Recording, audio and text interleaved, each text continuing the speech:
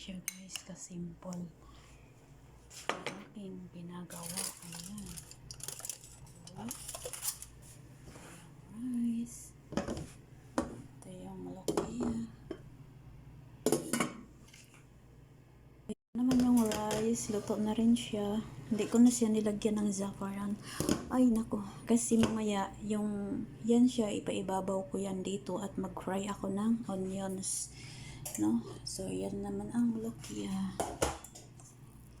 Luto na yun siya guys. Tapos magawa pa ako ng salad. Ito yung dakos. Luto na yun siya. Ayan, magawa pa ako ng salad guys. Hi guys! Mag-hairnet sa takay. Ako ngipingunan niya akong buhok. So, mag-hairnet ta guys. Kay magluto naman ta. Kay mahadlok ay tabasin mahulugan og buhok bitaw. Na siya guys. Kinahanglan jud og hairnet kay maayo tong mag-amping kaysa lain man gud ang buhok mahulog sa pagkaon kay murag kuan siya basta dili maayo. So hello, maayong hapon sa tanan mga viewers. Hi guys, kumusta sa lahat? Hello to all viewers. Hi, shout out sa lahat ng mga viewers dyan. Kumusta po kayong lahat? Lalo na dito sa Middle East, mga OFWs around the world. Shout out po kayo. Magandang hapon po at magandang gabi Pilipinas. So ang niluto ko po ngayon is ito na naman guys. Matchballs ang aking niluluto. Ang niluto ko is matchballs laham. Alam nyo ba guys, parang maano talaga ako dyan pag magluto ng matchballs laham. Kasi nga, pag magluto ka ng matchballs laham, dami mo pang gawain, no? Kasi gusto kasi niya dalawang putahe yung gagawin ko kasi yung matchballs wala siyang sabaw, diba? Yung sabaw ng laham, yung meat or karne, yun ay lalagyan ko siya ng rice. Tapos magawa ako ng molokia or saluyot. So magawa naman ako ng bali dalawa ang lutuin ko, yung molokia at saka matchballs laham kasi yung molokia yun ang gagawin ng aking amo na para pang sabaw, di ba? Tapos maggagawa pa rin ako ng dakos, yung kamatis na i-blender, yung lagyan ng tomato paste, no? Igisa ko siya sa garlic. Tapos yun, magawa pa ako ng patatas, ipa-fry ko siya. Pagkatapos, kukunin ko yung karne, yung meat, ilagay ko sa oven. Kasama ang patatas na i-fry. So, yun. Tapos, lalagyan lang yan siya ng dako sa ibabaw para maging mabango at ilagay sa oven. So, ganun guys. So, ito na siya guys, ang karne. Ayan, ang karne guys. Hindi pa siya malambot. Ayan, maliit-liit lang siya kasi walang malalaki. So, ayan siya guys, ang gagawin kong matchballs. Ang sabaw niyan is lalagyan ko ng rice. No, lalagyan ko yan siya ng rice. Tapos itong karne, kukunin ko itong karne, ilagay ko sa oven at saka mag-fry ako ng patatas. Ganun siya guys, ang aking gagawin ngayon. Muntik pa nahiwa ang aking guys. Malapit siya nahiwa. Hala. Alam nyo guys, kasi yun, ang dami ko pang gawain guys. Magluto ako ng dakos, mag-fry ako ng patatas. Ayun, magluto pa ako ng molokia or saluyot. So yun, basta. Ganito yan siya guys, pag matchballs ang lulutuin, marami pa siyang partner. Marami siyang gagawain. Pero yun, gustong gusto kasi nila eh, ganun. Tapos magawa pa ako ng salad. So, yun ang ginawa ko dito is naghiwa ako ng onions. Para ilagay ko dun sa magluto ako ng saluyot. Tapos, naghiwa pa ako ng chicken.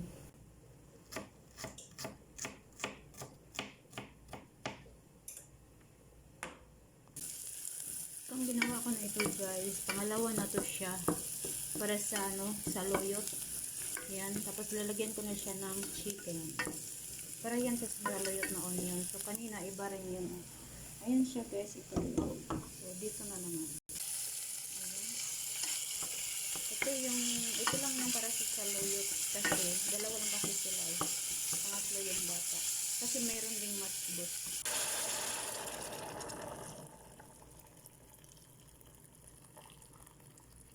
So yan siya ay para sa saluyot, no? Para ni siya sa saluyot akong gibuhat. Diba? Yan siya. Manok ni siya, guys. So, ayan yung karne para sa matbos. Gilagyan ako siya ng hell. Ano siya gitawag nga hell? Tapos, nilagyan ko rin siya ng mismar. Yung maitim, mismar yan siya. Tapos, may dahon ng ano. Ito guys, dahon ng paminta.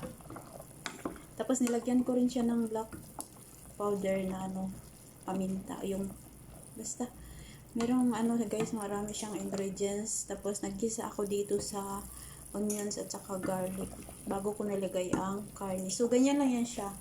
No? Ano lang siya, bali white rice. Iba rin na matbos yung isa. No? Parang kabsa, yung isang parang pula na with rice. So, ganyan lang siya guys. Kasimple. Pero madami siyang dalahin. Yun, nagawa ako ng ano. Ito yung para sa saluyot. Ito naman yung matbos. So, ayun. Natapos na natin yun at hihintayin natin na maluto ang chicken para sa saluyot. At saka naman ito yung matbos ay yung karne ay hindi pa luto. So ngayon mag-blend ako ng kamatis para maggawa na naman ako ng dakos. Pagkatapos maggawa ng dakos is magbalat ako ng patatas, no? Tapos ilalagay natin doon sa frying, hindi dito sa oil, doon sa dry fry. Lagyan ko siya ng asin yung yung chicken para sa saluyot. Tapos nilagyan ko siya ng black pepper. So pagka last nun guys, 'di ba pag ilagay ko na yung saluyot, i-blend ko yung saluyot tapos ilagay ko diyan sa manok. Sa pagka last niya, magawa pa rin ako ng garlic, i-fry ko ang garlic, lagyan ko siya ng kusbara powder. So ganun guys, marami talaga siyang mga gagawin ang maraming dala-dala yung mga matbos, no? Hindi matbos lang ang lulutuin mo, kundi marami ka pang gagawin.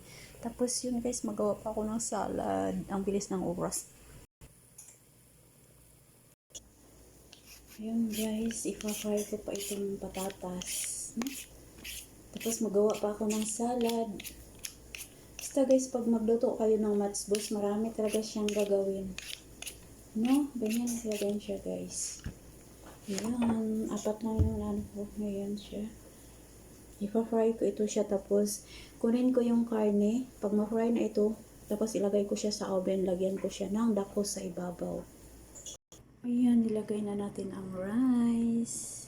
Kinuha ko na siya guys. So, nilagay ko na ang rice. Ayan na siya. Diba, ganyan lang siya guys. Ganito lang siya.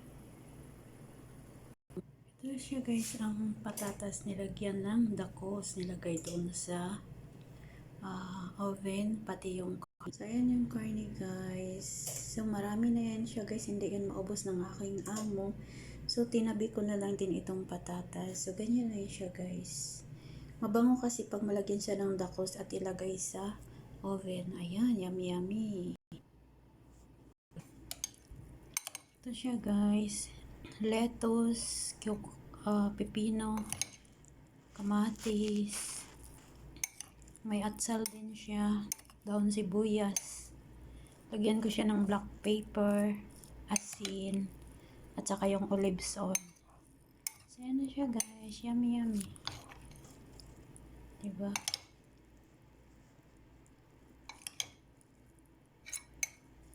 Parating na yung amo ko mamaya. Mga half hours. Dito na yun sila. Ayan, ang salad. Partner sa matbos. Kinamberan ko muna siya kasi wala pa sila. So, nag-ready ako ng lemon. Ayan siya guys. So, ganito ang style niyan pag ilagay ko sa rice mamaya. Yan, nag-fry ako ng onions. Ayan siya. So, yun. Pag mamaya, ilagay ko na yan sa rice. Puti-puti na dyan ang gilid. Kasi rice sa ilalim. Tapos yan, ito sila kukunin ko yan. Ipaibabaw ko ng rice. Ilagay ko siya sa gitna. So, ganyan.